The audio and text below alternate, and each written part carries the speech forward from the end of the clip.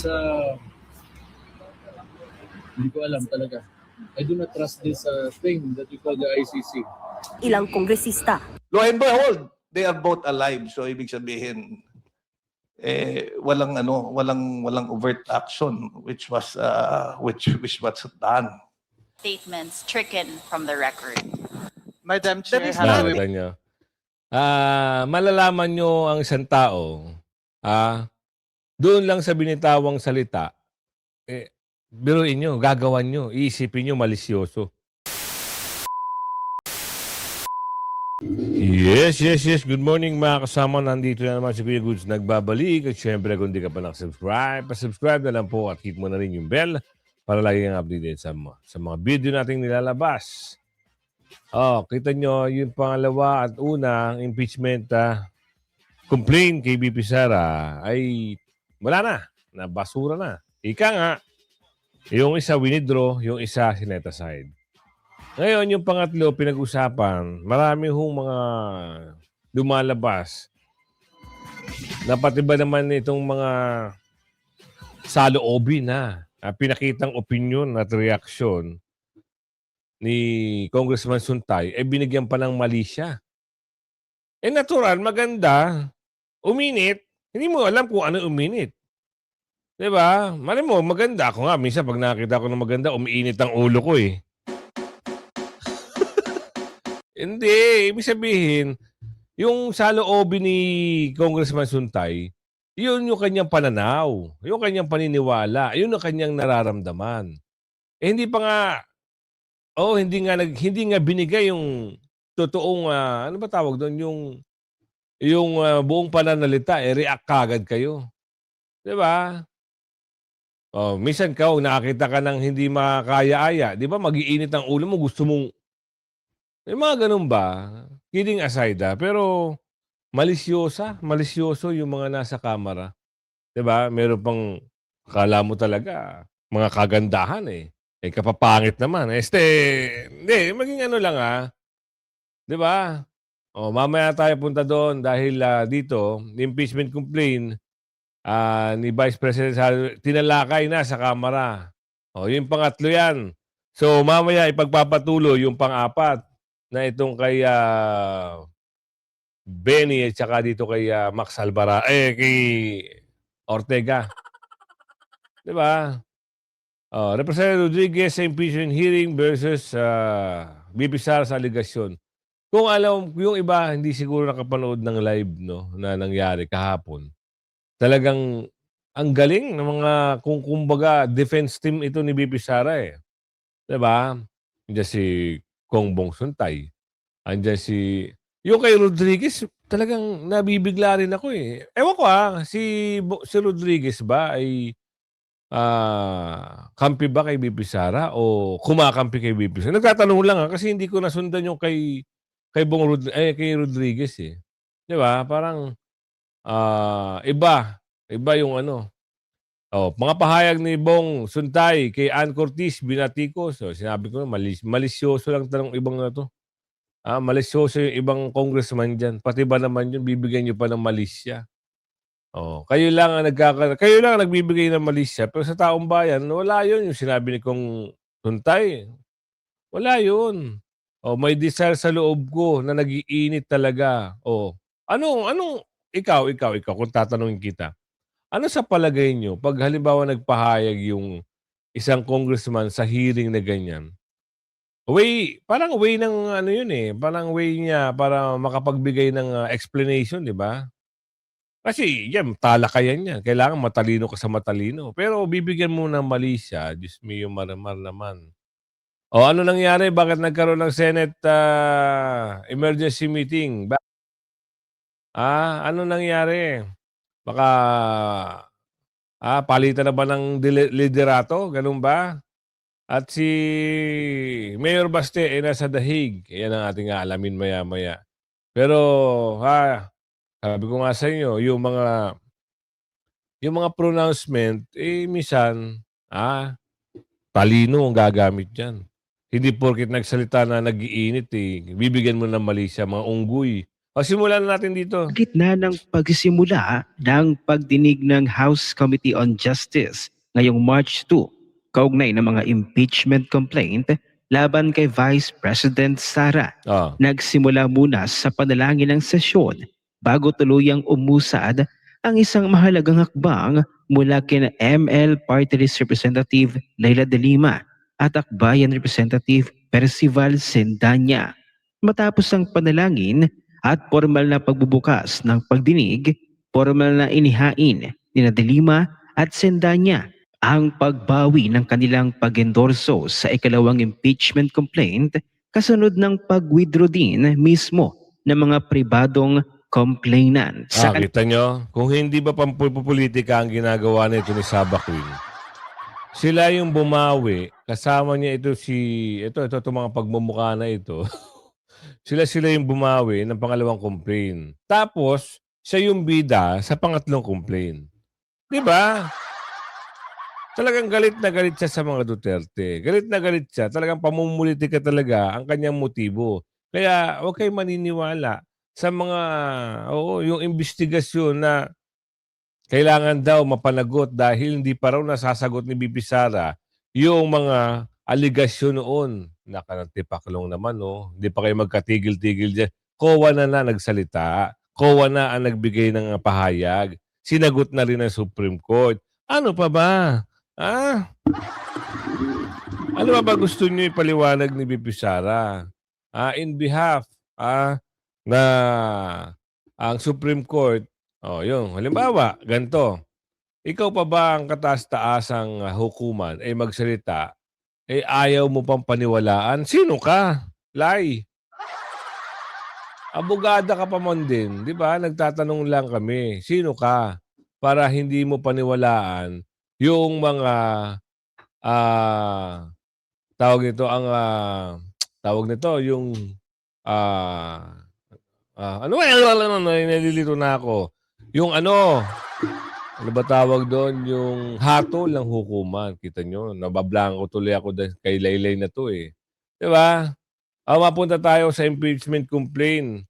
Ano yung mga balitaktakan dito? Impeachment complaint, tinalakay sa Kamara. Kita nyo naman, no? Meron ng matataas na boses kahapon, meron namang malumanay, meron maayos magpaliwanag. Pero ang hindi natin na katanggap-tanggap, yung gagawan mo ng mali siya, itong pagpapaliwanag ni Congressman Suntay. Bakit gano'n naman? Sa loobin niya yun eh. Nararamdaman niyo ba yun? Hindi naman, di ba? Committee on Justice ang nilalaman ng impeachment complaints laban kay VP Sara Duterte. Naging mainit ang balitaktakan kung impeachable bang maituturing ang mga alegasyon laban sa vice. Nasa frontline na balitang yan si Marian Enriquez. Inumpisahan ngayong araw sa Kamara ang deliberasyon kung sufficient in substance o may sustansya ba ang dalawang impeachment complaints laban kay Vice President Sara Duterte. Sa pagtalakay ng sufficiency in substance, tutukuyin kung impeachable offense ang mga inilatag na alegasyon. 6 na grounds for impeachment ang inilatag sa Father Saballa et al. Complaint. Una, pinunto ni ML Party List Representative Leila de Lima na si VP Sara ang pinaka-responsable sa umano'y pagwaldas ng higit 612 million pesos na confidential funds ng OVP at DepEd. Inaakusahan si VP Sara ng culpable violation of the Constitution at betrayal of public trust nang mag-commit umano ito ng plunder, malversation at graft and corruption. Isa sa mga mainit na debate kung meron nga bang aligasyong binulsa mismo ni VP Sara ang confidential funds. Pinapakita po na yung 125 million na yun, hindi napunta sa dapat puntahan ng such sensitive funds as confidential or intelligence funds. We can actually say that this were simply appropriated by VP Sara for her personal gain. Kapag hindi napunta dun sa dapat puntahan, at sabi nga sa affidavit ni Ramil Madriaga. Ayun na naman tayo. Ilabas niyo si Ramil Madriaga. Asan ba si Ramil Madriaga? Bakit hindi dyan humarap? Please lang naman. Oo. Kung kukuha kayo ng mga witnesses nyo make sure na kailangan na iharap nyo at maiharap nyo. Dahil ano ba ang status ni Madriaga ngayon? Di ba si Madriaga ay nasa oblo? Di ba? Ngayon, Saan kayo kumukuha ng lakas ng loob para sabihin lahat yan ay statement ni Madriaga? Diyos mio, Marimar naman. Huwag nyo na kaming pinagloloko. Nilalaro nyo pa kami. Ikaw yung nandoon na nag-withdraw sa pangalawang complaint. Tapos ngayon, ikaw ang bida dyan sa pangatlo. Diba? Huli. Talagang sobrang galit nyo sa Duterte. Ma'am! Sobrang galit mo sa Duterte. Takot yan sa 2028, ha? Hayaan nyo, ma'am. Malapit na humakalaya si Tatay Digong. May good news na. Dahil lang prosecution team ay mahina na ho. Mamaya, kung mahahanap ko lang yung video, talagang masasabi na natin na panalo na at uuwi na si Tatay Digong. Ito ay napunta sa iba-ibang tao na ano ba sila? Hindi naman sila part of anything. Wala namang sinabi. Dito po yung sinasabi, conspiracy. Hinahanap po natin kanina yung 125 million. With all the documents, kaya po yung COA naglabas ng AOM, naglabas ng kung ano-ano mga pangalan na eventually nakita po natin yung mga pangalan ay hindi makita. Muli ring ipinakita Ito naman para ka namang hindi politiko. Huwag ka namang ganyan. Ang confidential fund, in the root word confi, yan ay hindi ho kailangan ibulgar. Hindi mo rin makikilala dapat kung sino yung pinagbibigyan yan. Kasi yan ay ginagamit as confidential. Confidential, hindi mo ba alam? Confidential nga eh. Diba? Kung meron kang ipapa-survey, o meron kang intel na gagawin, hindi mo kailangan kung sino yung pinagbigyan ng pera. Ito naman, Diyos mio, Marimar naman, Diba? Ganun lang, simplihan lang natin. Kung kayo ay mga abogado at abogada, alam nyo yan. Sinabi na rin ni dating ombudsman Martires. Diba? Hindi pa rin kayo naniniwala. Ayaw nyo pa rin. Pinagtulong-tulungan nyo pa rin si BP Sara. Ang dami nyo. Magmula Tuadcom, Tricom, Infracom, Kumkum, lahat ng Kumkum ando na sa inyo. Hindi pa rin kayo naniniwala. komite ang no-joke video kung saan sinabi ni VP Sara na kumontrata na siya ng assassin para ipapatay si PBBM, First Lady Liza Araneta Marcos at nooy Speaker Martin Romualdez sakaling may mangyaring masama sa kanya. Giit ni Nadalima ang pakikipagsabwatan para ipapatay ang Pangulo ay hindi dapat isawalang bahala. Giit ni Quezon City Representative Bong Sontag. Kung paano ito balandrahin, supalpalin at ipamukha dito kay Lai, na dapat meron ka munang advanced thinking bago mo sabihin yung mga aligasyon o akusasyon. Papaliwanag yan ni Congressman Suntay. Siya nga Diba? Sabi sa kanya ng kanyang asawa, papaano, tetegi kita. Kasi umaga ka na umuwi. Ayun yung mga ano lang yun. Ito naman si Layo. Wala naman daw aktwal na nangyari. Bagay na tinabla ng ilang kongresista. Lo and behold, they are both alive. So ibig sabihin, walang overt action which was done. You know, sometimes when I go home late, my wife always threatens to kill me. Sabi sa akin ng asawa ko, papatayin kita na umaga ka na naman umuwi. Due respect to Congressman Suntay, I do not know if he is lawyering with for the Vice President because I would even think ganyan din naman ginagawa mo sa boss mo, di ba? Wag ganun. Pag may dumedepensa sa pangalawang Pangulo, kay BP Sara, kung meron nag-aabogado man, yun ay nararapat. Kayo nga, ang dami nyo nga bumibira Halos kawawain nyo doon sa Tuadcom hearing nyo, si BP Sara. Halos ipahiyaan nyo. Diba? Isa lang ang nakita namin na dumepensa sa dami-dami nyo doon sa Quadcom. Si Congressman Marcoleta pa noon. Congressman pa lang siya. Eto. Siyempre, alam nyo naman, ito ay inendorso ni BP Sara, si Congressman Suntay. Siyempre alam mo na, yung depensa, gagawin niya. Kayo nga, ang dami nyo dumedepensa sa Pangulo saka sa amon yung si Balulong eh. Di ba? Tapos masyado ka naman defensive. Tatanungin mo kung siya ba ay dumidepensa sa pangalawang pangulo? Di naman. He is right now defending her. Pero ito Kita mo. ha, Iyakin ka rin pala eh. you have seen the video. That amounts to a credible threat against the president, the first lady, and the speaker. That is not political noise. Just like what he's saying about his wife. Kita What- mo? Hindi mo ba alam ang politika? Isang laro ng politika. Oo. Yung sinabi raw ni Congressman Sutay, hindi naman political noise. Ibig sabihin, pinipersonal nyo ang politika. Tatanong lang ho, What he's saying about his wife is only political noise. No, but my wife But that not a is not politician. political noise, Madam Chair.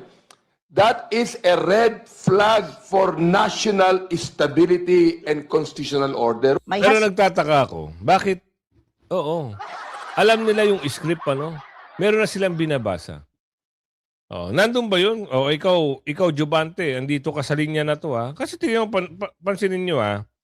Flag for Oh. national Sumagot stability and constitutional order. my husband, he received Ewan ko. Hindi natin alam kung ano yung mga... Representative Rodriguez impeachment hearing. Dito tayo, magaling din to eh. Alamin lang natin kung kanino papanig ha. Kasi parang dati, nakikita ko ito, hindi masyadong bumuboses itong si Rodriguez eh. Pero ngayon, alamin natin. On ground 6 is found in page 97, Mm. 98, and 99. Yes, of the complaint. In the grounds, it's stated here, 291, the Vice President desired destabilization. Again, she joined the hakbang na maisog prayer that encouraged the military rebellious action aimed at unseating President Marcos Jr. This is not complete because the statement of facts shows who are the persons who did this allegedly destabilization. So let's go to page 46. I'd like you to flash the statement of the Honorable De Lima, yung grounds, so that we can see that may disparity sa sinabi niya doon at saka itong 106. Can you flash again the first bullet? Comsec. Yeah. Okay. Here, the first one. So this, okay, very clear. On January 20th, VP Sara joined the hakbang na may isog prayer in Davao City, where former president, so here there is no former president in the grounds.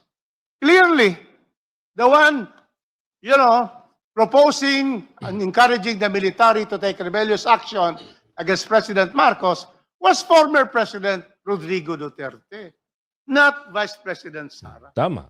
So very clear. In their own allegations, page 110, former President Rodrigo Duterte encouraged the military to rebellious action. There is no allegation here that the Vice President took the microphone and said, let us therefore take rebellious action against the President. So therefore, there is no basis for this to hold the Vice President accountable. Next, on March 12, 2024, she again appeared at a rally where Yan. statements were made questioning the legitimacy of the President. Now, where is Sara Duterte here? There is no statement here because here I have the page 1111 paragraph on March 12 exactly. During the rally, malicious statements were made to impugn the legitimacy. Where is Sara Duterte here impugning the legitimacy of the President? Not Pal na naman si Laylay dito. Di ba? Buti na lang may mga ganitong tao na talagang kahit papano makikita mo na dinidepensa ng pangalawang pangulo. Hindi ko ako sure kung kamag-anak ito ng isang Rodriguez na kasama sa Tuadcom. Hindi ako sure. Pero maganda yung depensa nila kay BP Sara dito. because she did not speak there. You see? So the second allegation has no basis. Okay. Third, designated survivor. We're going to a movie here. of a film. We're using here the film to be a part of impeachment, the designated survivor. Hmm? So therefore, there's no basis. Designated survivor. It can just be stated, as a matter of, that movie of designated survivor. So nothing really there that will destabilize. It does not say, let us remove the president. Nothing. Wala naman dun eh. Wala naman sa sinabi ni Bibi Sara yun.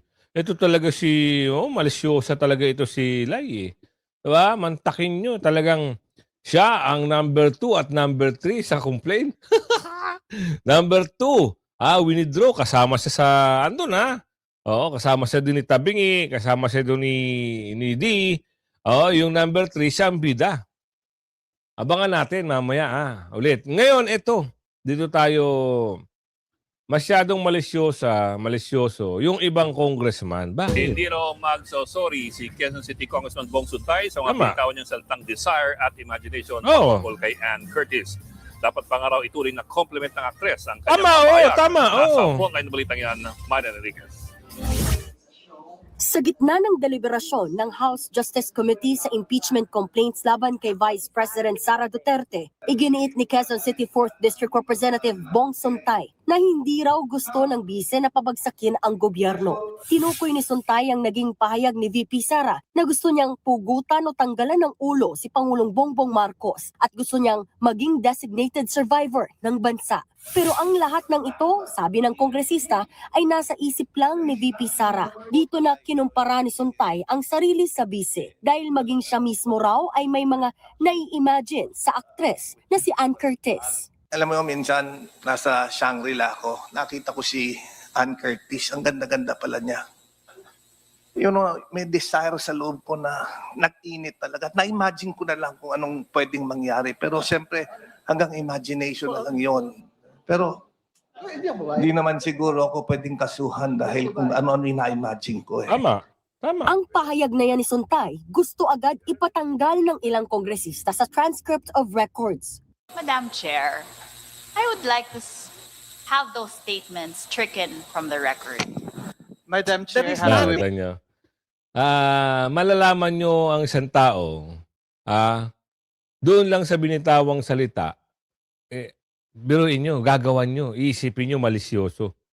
Iisipin nyo mayroong pagnanasa. Ganun ba yun? Nagtatanong lang ho kami yung desire, nasa discretion ng tao kung ano yung feelings niya. Pero hindi porket sinabi niya yun, yun na kagad yung nasa isip nyo. Halata kayo Nagtatanong kami, ganyan ba kayo? Question mark. Pag halimbawa, meron kayong nakitang yung feelings nyo, ibang klase. Yung imagination nyo, ibang klase. Tatanong lang ho, baka kasi, tama-tamaan kayo, ganyan pala kayo sa tunay na buhay, may makita, lala. Sexual, dun sa sinabi ko. Tama. Nothing immoral. It's just, I said, may na-imagine ako. I think there is nothing wrong. Nevertheless, Madam Chair, I want that deleted in the record. I just want Di rin napigilan ng ilang babaeng kongresista na bumwelta sa sinabi ni Suntay. With all due respect to my friend, Congressman Bong Suntay, it is just the start of the Women's Month. And I don't think that we should be hearing such comments from our dear colleagues. We are not censuring anything, but we are reminding them that, in fact, we should support women by not saying these statements. Alin ba doon? Alin ba yung maling sinasabi niya sa statement niya? Wala namang ganun. 'Di ba? Yung mali siya, yung mga pagkamali siya, alisin niyo muna. Halimbawa lang yun. Halimbawa lang yun. Hinalintulad baga. Kung kayo, yung mga ganung bagay, big deal na sa inyo. Mga desire, kung ano-ano pa, yung imagination na hindi maganda. Baka kayo lang ang nag-iisip. Nagtatanong lang ho uli kami. Baka kayo lang ang nag-iisip nun. Kung sakasakali na yun yung maramdaman nyo. Pero sa amin na yan ay halimbawa lang naman at yan ay isang hearing committee at merong binibigyan ng isang paghahalintulad, dapat tanggapin nyo yung the fact o yung fact. Diba? Ito naman mga ito. O, mapunta tayo sa Dahig. Si Mayor Baste ay nasa Dahig. Ano kaya ang meron dun ngayon? At tayo ay makinig. Tapusin nyo yung video. Malaman natin. Baka kaya siguro pumunta doon si Mayor Baste. Susunduin na si Tatay Digong.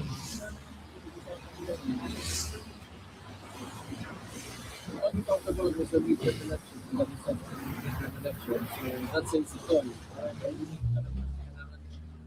Malaman about the Marcos administration because they did not win in Davao. They put so much money in invested so much in Davao City. So that says a lot already. He's not yet looking at the 2028. Kaya na kung clear na ka. Maybe tomorrow, maybe some other day. But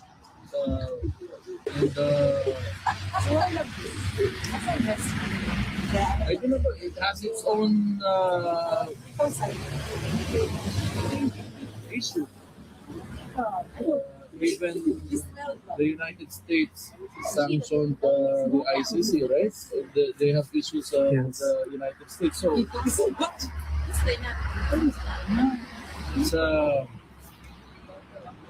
hindi ko alam talaga. I do not trust this thing that we call the ICC. Because most of the people that are in there are from developing countries. Wala kang makikita dyan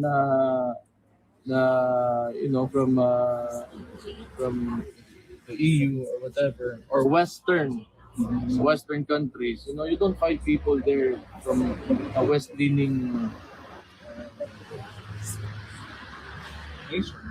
So they just use this institution to intervene in the domestic affairs of a country. And I do not know how, but that's my theory. Well, let's just leave it at that. But that's my observation. So, pakialam talaga kung anong magiging result nito. All I care about is my gratitude to people who are supporting my father, those who believe in him, and especially the things that he did for the Philippines during his administration. So yung mga naniniwala sa kanya, mas may pakialam ako doon. As far as kung ano mangyayari dito sa ICC na yan, I do not trust that institution. Well, there should have been a proper way of putting him inside the detention unit, and he was supposed to go to the local courts, but none of that was followed. The protocol was not followed. Okay? So, why is he there? So that's the main question. Yun pa lang, kailangan pinag-uusapan na natin. If that institution is truly, for lack of a better term, kung maayos talaga, then they should send him back and follow the usual process. Diba? Kung talagang honorable itong institution na to. Because they know for a fact that this person inside, who seems to be my father, who is my father, kinuha, nilagay sa isang eroplano without going to the local courts and was sent here in the Netherlands into the detention. Yes, correct. So, anong asahan nyo? Yes. So how can I be optimistic in an institution that cannot follow its own rules? Yes. Mayor, just to be clear, no member of the family watched the proceedings. This is intentional. No, hindi ko naman alam kung nanood sila or hindi. Nalaman ko na nga lang sa inyo na hindi sila nanood. So hindi naman siya censored. Talagang hindi lang on your part. No, because if you really want an answer from me, it's just the narrative of the left against our narrative. Yes. Tama. That's it. Sino ba yung mga nandyan? Mga NPA naman Yun. yung nandyan. Kasi sila yung tinamaan during the time of his administration. And they went around Europe you're playing the victim card. That's it. That's basically it. And that's my narrative. So it's my word against yours, and yours against mine. And then also sa proceedings, si Mr. Kaufman, essentially 2 points. One is that it's politically motivated. And second, that there's not enough evidence. Kung sa politically motivated, may mga reason lumabas. Tapos he wants to look into the participation of former Senator Hernandez. That's why everything is speculative in this in this situation. That's why I don't want to listen anymore, because it started, with romanticizing what could just happen. Let's say a result of the policies that was enforced during the time of this administration. Yan Kaya siguro andyan si Mayor Baste ngayon sa The Hague. Wish natin na sana sabay na silang umuwi. Yun lang ang ating inihiling dahil tagal na ni Tatay Digong. Already March na So pumunta siya doon by last March 10, March 12 ata o March 9. Parang gano'n, no? March 10 to 12. Parang gano'n ng ngayon anong petsa na? At least na ho ng Marso. So konti na lang, 1 taon na si Tatay Digong. So sana yung confirmation ng ng ICC, confirmation of charges, magka-desisyon na wala na. Hindi na, tapos na at wala nang hearing pa mangyayari. At kung ngayon ka pa lang at bago ka pa lang sa aking channel, yan ka na. Mag-subscribe ka na at huwag mo kalimutan hit yung notification bell para lagi kang updated. At meron pa tayo, kulang tayo laging hindi nyo sinishare yung video natin. Nakapagtampo kayo. Kaya huwag nyo kalimutan, like, share, subscribe. Bye-bye!